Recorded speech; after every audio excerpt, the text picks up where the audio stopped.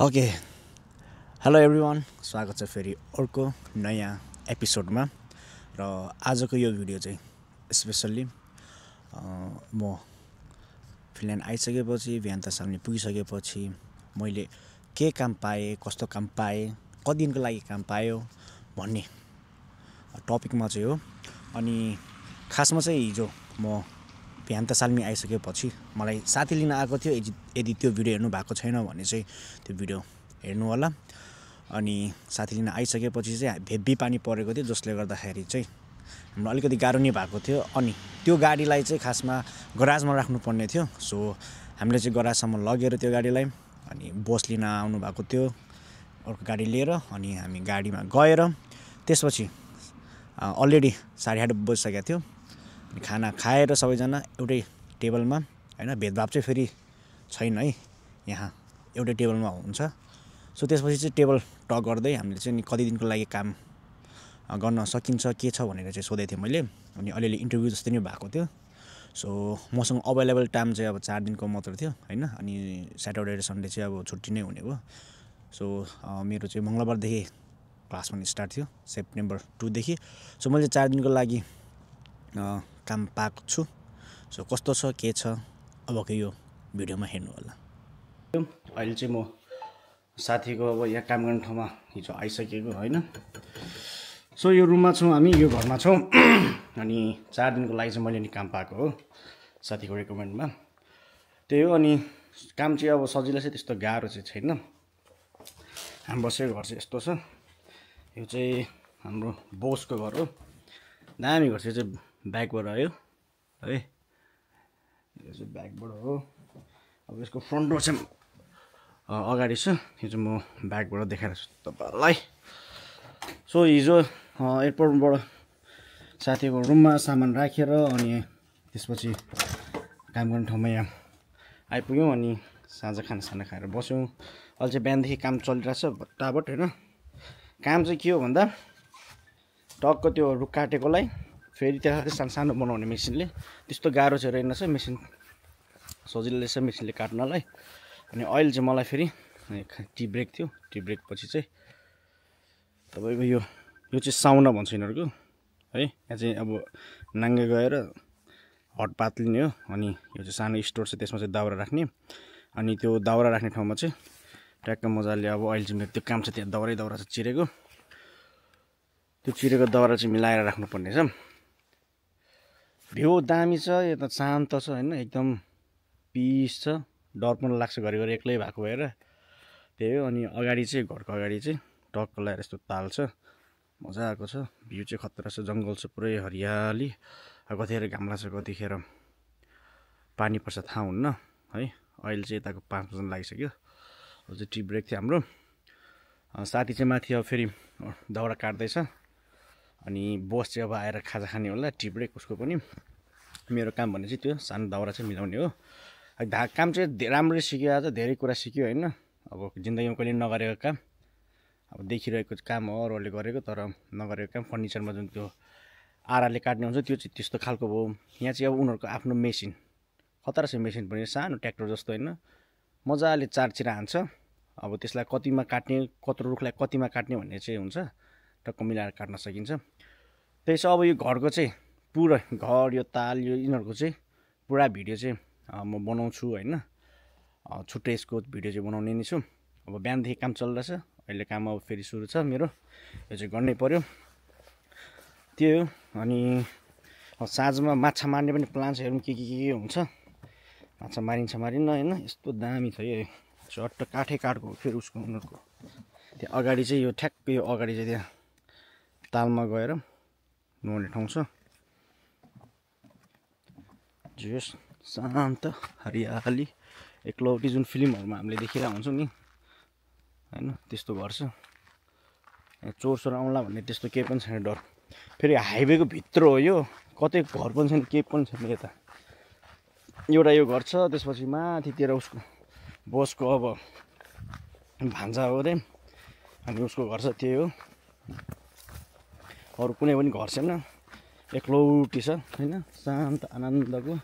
अनि यहाँ चाहिँ यो चाहिँ खासमा घर बनाएको यो उसले चाहिँ यो के भन्छ अरे समर भ्याकेसनमा आउनेहरूको लागि रहेछ मन्थली अब 350 युरो कि कति अब लिन्छ अरे मन्थली रे पर डे अनि त्यही हो अब जो अब समर भ्याकेसनको लागि आउँछ उनीहरूको लागि चाहिँ बनाएको रहेछ अहिलेको मेरो काम भनेको चाहिँ चट्ट यो अब चिरेको धर यो मेरो साथी मैले चिरेको बोसले अहिले चिर्यो अब यतापट्टि चाहिँ राख्नुपर्ने स्टोर रहेछ मिलाएर अब यहाँ चट्ट लगाएर यसरी मिलाएर राख्ने है साउना चाहिँ यो गर्दो रहेछ बोसले चाहिँ सोध्दै थियो तैँले अहिलेसम्म साउना लिएको छ कि छैन भनेर छैन म त फर्स्ट टाइममा मलाई त थाहा छैन भने थिएँ ल ठिक छ साउना पनि लिनुपर्छ भन्दै थियो सँगै अब फेरि यसमा चाहिँ कस्तो हुन्छ भने तपाईँहरूको साउनामा चाहिँ भनेको नाङ्गे गएर चाहिँ आनन्दले बसिरहने जुन फिल्महरू त्यो हट बाथ लिएर हुन्छ नि त्यसमा त टावल सावल बेरै आउँछ होइन तर फिनल्यान्डमा चाहिँ नाङ्गै हो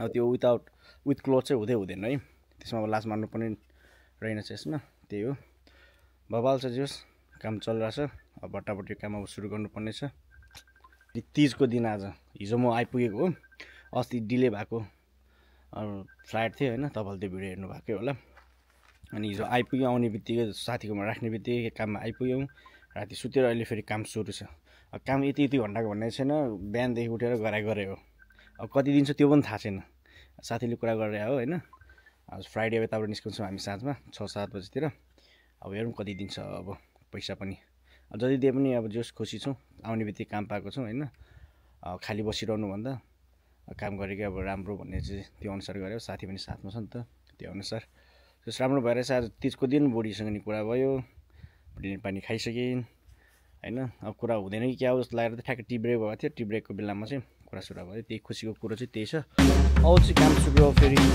अड्डा बदलाएर ल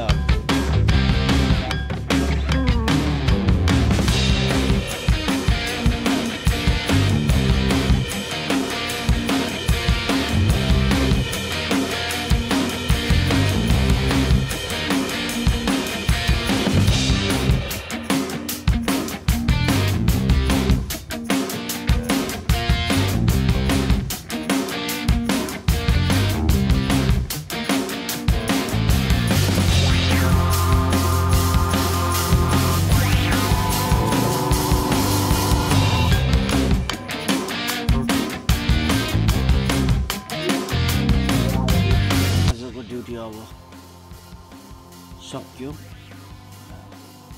अझै बाँकी नै छ यो काठ पोले पनि सायद आउँछ होला अहिले चाहिँ बाँकीसम्म भराएर फेरि यो पनि भरायो भोलि पनि बाँकी नै छ मिलाउनलाई अहिलेको चाहिँ अब यहाँ फिनल्यान्डको चाहिँ 8 बजेको छ 8 बजेको हेर्नु यो मौसम घाम डुबेको छैन हो त छ उज्यालो उज्यालो छ रातिको 8 बजेको अहिले यो हो रातिको 8 बजेको अनि सक्छ त जाडो महिना फेरि कस्तो हुने हो थाहा छैन मौसम चाहिँ चिसो छ अहिले यो चाहिँ थकित लागेको छ ठिक छ बाबु भोलि के कसो हुने हो थाहा छैन होइन के काम फेरि गर्नुपर्ने हो हेरौँ ल यो मौसम चाहिँ एकदमै खुल्ला छ अहिले फेरि कतिखेर पानी पर्छ थाहा हुन्न शान्त छ ठाउँ अलिकति बोल्यो भने ठुलो सुले बोले जस्तो लाग्छ अरूहरूले मेरो आवाज पनि त्यस्तै गएको होला त्यही हो अब राजा चाहिँ आइसकेको छ रुममा सायद खानाको लागि अब काटकुट गर्दै होला अब आएर पुरै घरमा गइसकेको छ मलाई बोलाउँदै थियो आउनु आउनु आउनु भोलिको लागि अब काम पनि राख्नु पऱ्यो त कति गर्ने हो भनेर काम सो थाती छ काम भोलि सक्ने हो त्यही छ केटोभित्र बसेर अब खाना बनाउँदै होला तम तयार गएर हेल्प गर्नुपर्छ होइन उसलाई पनि थकित छ मलाई थकित लागेको छ त्यही हो सबैको लागि खाना बनाउनुपर्छ बोस हामी 2-3जना नै छौँ परिवार चाहिँ अब उनीहरूको यस्तै अब छुट्टा छुट्टै नै बस्दो रहेछ है। घर पुरा दामी छ क्या, दामी भने अति दामी छ। यो बाहिरको बडा मेन्डर आउँदैछ, पुरा शान्त छ, पुरै जङ्गल उनीहरूकै होइन। यो चाहिँ मेन्डर हो। अब सामान तामान आफ्नो